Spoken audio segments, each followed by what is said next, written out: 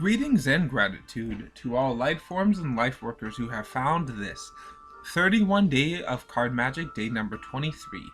I'm your host, Eulinus, the Third Eyed Lion. Today we will be discussing gifted versus purchased card magics.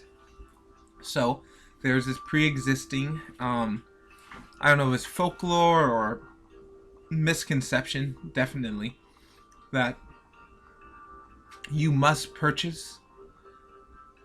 not purchase your first card deck, tarot, oracle card, whatever it is, that it should be given to you. I don't agree with this. Oftentimes, the things that are given to us don't completely resonate, and sometimes it's just taking your money and spending it on something can still be a magical action. And many people don't want to believe that because they think money is not spiritual. They're very anti-money in this spiritual community. I'm not. I understand that this is how we exchange energy. I have been in the past, but I am understanding more of it now. So this is my opinion. This is just my own. If you have your own, please leave it in the comments and to communicate with me. Or if not, there are other people here on YouTube that might think closer to you. So in this video, we will really be discussing what I think are the pros and cons versus gifted decks versus purchased decks. So, I am very grateful and lucky, and I'm just very privileged to have most of my decks given to me. So at the table right here, I have 22 different forms of divination with cards. Only 4 of them I actually purchased. So the very first one I purchased when it was brand new, right after the crowdfunding ended, was the Shadow of Oz Tarot by Elusive Associates. And this deck just called to me based off of being the Wizard of Oz books. The 14 books inspired these cards. I had them for years and I didn't use them. I didn't see them as anything other than image cards because I liked the books and I liked the images, but I never used them for readings of any kind. Until I was gifted a deck from my sister. I don't have this deck anymore. I gave it to someone who didn't have any, and I wanted to give that to them because 1, I had other ones at that time, and 2, I knew that people were already giving me decks on a regular basis and that would only continue. So I have given quite a few of them away because some people really believe that you have to be given the deck or it's not magic, or you have to be given to it from a family member or it's not magic. These are not true. You can go to any place that sells any types of cards of any kind, purchase them with your money, and they can be equally accurate, maybe even more accurate than a deck given to you. That is just based on how much time you spend in the cards, how much time you spend studying this individual system of cards that you're working with. Another deck that I purchased, pretty close after that when I started getting into the cards, was the Teenage Angel Oracle. I bought this used from a spiritual shop. It was one of their demo copies, and it was on a cart at a street fair, and I purchased it. Similar vein is from the same shop. Pretty recently, I purchased the Estensi Tarot. I was looking for an 18 plus tarot. I'm not going to show any of the cards here because it's not an 18 plus video, but I was looking for a more mature tarot, and I found it, and it was used. The day before I purchased it, when I was at that shop, my cousin purchased this deck for me, which is also used, and gave it to me. So we will talk about that more as this video goes on. And the 4th deck that I purchased, that I use, is Ozflux. This I purchased as a gift for my aunt, who liked playing games and card games, and we never got able to play it, and she passed away, so I ended up with it, and I use it for divination and game playing. So these are the only ones I have purchased.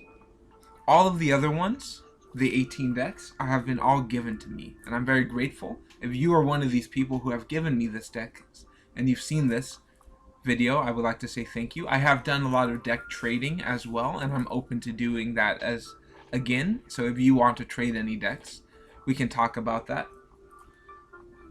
So what I find with the 4 decks I purchased, that when you purchase something,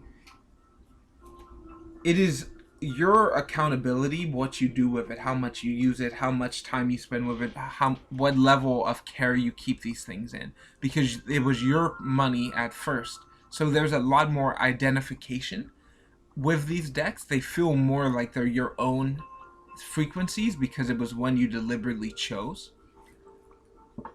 But it also is very good for helping other people because we all have a unique style. We all have a unique draw to certain types of cards, and oftentimes no one's going to know that for gift giving. They may not know this exact draw you have. So when you go out and purchase it, you know what that is. You already know what that frequency is. So when you bring that in, it will be better for readings, magic, meditation, whatever you're using the cards for. But because you made a deliberate action to purchase it and bring it into your life, it has a different frequency than if it was just given to you. And that's what we're going to move on to now. So this is one of my favorite decks ever given to me. And this was originally owned by my great-grandmother. It was given to me by my great-aunt. And this is the Hoi Polloi Tarot from the 1970s. I love it so very much. It's a simplified Rider-Waite style deck. And it was primarily used for game playing, but I was aware that my grandma did use it for other things. I have one of her books as well. So when things are given to you from a family member, it has a different connection. It's in the bloodline. You still read it the way you would read it. You still interact with it the way you interact with it, but you have a different personal connection to it. You have something in the blood connected to the cards when they're given to you for the family. But not everyone has this luxury. Not many people have this ancestral magic being brought down to them. I'm very grateful that I have. And no, you do not need a deck given to you at all. That's the first thing I want to really hammer home to you, audience, is you don't need anyone to give you anything. You can go out and get it yourself and it will work just fine.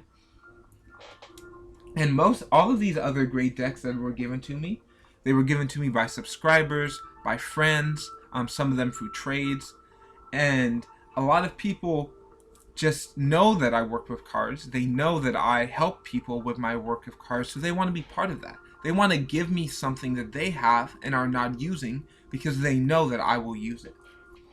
So here's a deck that I generally don't use on this. I normally do not use this on the videos. It's The Wisdom of the Hidden Realms by Colette Baron Reed. And to one of my amazing audience, here's the Phoenix. So these cards, I generally don't buy New Age decks. I like the historical decks. I like the decks that are based on my sensibilities, that I feel comfortable with. But when I'm given decks like this one, I don't feel very comfortable with it. I'm not a New Age type person very much. I understand the New Age teachings. I like the concept of it, but it's not my forte. It's not the main place that I study. So when someone can give me something that takes me out of my comfort zone, that pushes me to a different level with the cards that I would never have, I would never purchase these on my own, but it's because someone else did and they gave it to me. As well as finding decks. These Pokemon cards were on the ground, blowing in the wind. I grabbed them, and now I give readings with them. I haven't added anything to them.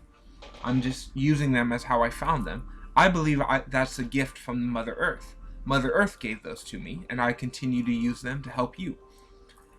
And, very powerful gifts, such as the Thoth Tarot, by the host of Weird Channelings, Gavin Lim. We did a trade. He got the Rider-Waite deck, and this was traded to me. I love this, and I have modified it. I have cut the edges off, and now I have made it my own. Sometimes when you are gifted gifts that were already gifted, I'm the 4th person to own this deck, since it was originally purchased. It was gifted, and gifted to me. I felt like I had to do something to make the deck my own, to bring my own frequencies into the cards.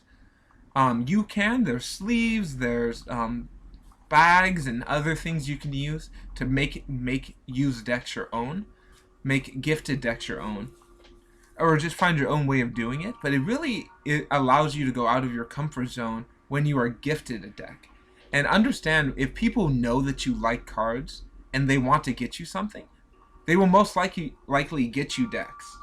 And here's an example: is my fiance's mother went to New Orleans. She was aware that I worked with the cards and picked up this deck from New Orleans.